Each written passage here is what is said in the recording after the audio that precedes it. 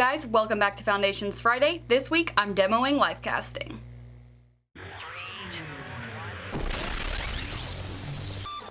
Unless your model is bald, you're going to want to start off by applying a bald cap to them. I also like to trace their hairline onto it as a reference point. Also, as you can see, my model is wearing a trash bag with the neckline duct taped in the shape of a V with the bottom cut off. This is to give the Lifecast a good shape at the neck. Then apply Vaseline to their eyebrows, eyelashes, and the bald cap.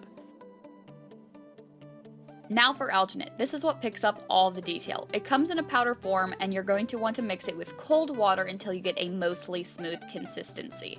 Don't add too much water because then it will just slide right off. The ratio is just something you have to eyeball and kind of figure out.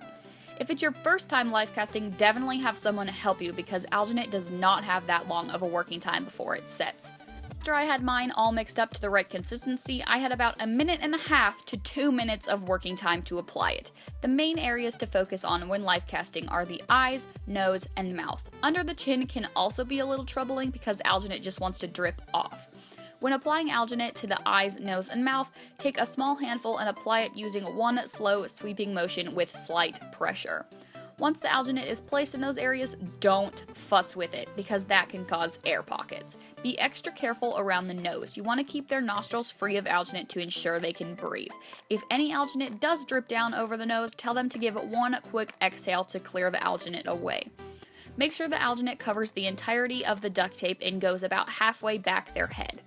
Also, a little PSA that I mentioned in my previous video, never let any of these products down the sink. Have a slop bucket filled with water that you can rinse your hands in and empty your buckets into. Then, at the very end, empty that bucket into the trash. These materials can and will clog your drain and ruin your pipes. Before the Alginate is completely set, tap some loose cotton onto it so the plaster bandages have something to grip onto.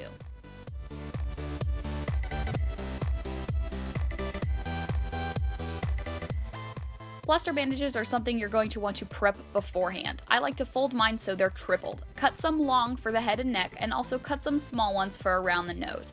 Dip your plaster bandages in water and wring them out so they're just damp. Then apply them all over the Alginate. Throughout the entire process, I've been telling my sister what step I'm on and ensuring she can breathe. She's responding to me with a simple thumbs up or thumbs down. Drawing a face on the plaster bandages is completely optional. Once everything is set, have your model lean forward with their hands up near the plaster bandages. Have them start making different facial expressions to loosen the Alginate while you release it in the back. If done correctly, it will just pop off. Now to make the hydrocal copy. I've made an inch-tall clay wall around the neck to keep the hydrocal contained.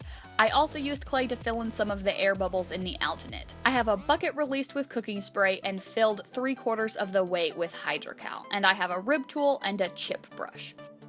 I also plugged the nose holes with clay so no hydrocal will leak out. I added water to the hydrocal until it reached the consistency of melted ice cream. I use a chip brush and tapping motions to apply the first layer so I know I get all the detail.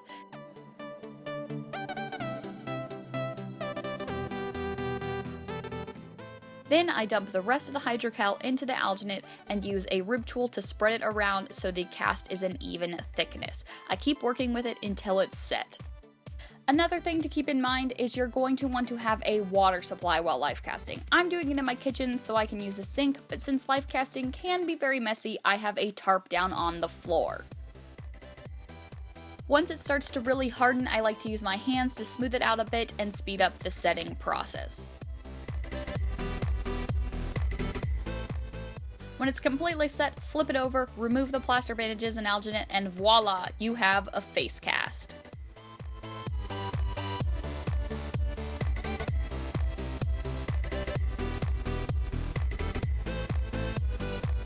Thank you so much for watching this week's Foundations Friday. I hope you learned a little something about the proper way to Lifecast someone. Next week is going to be about correcting the hydrocal positive so then you can mold it and cast the final copy in UltraCal. As always, all of my social media links will be listed in the description below.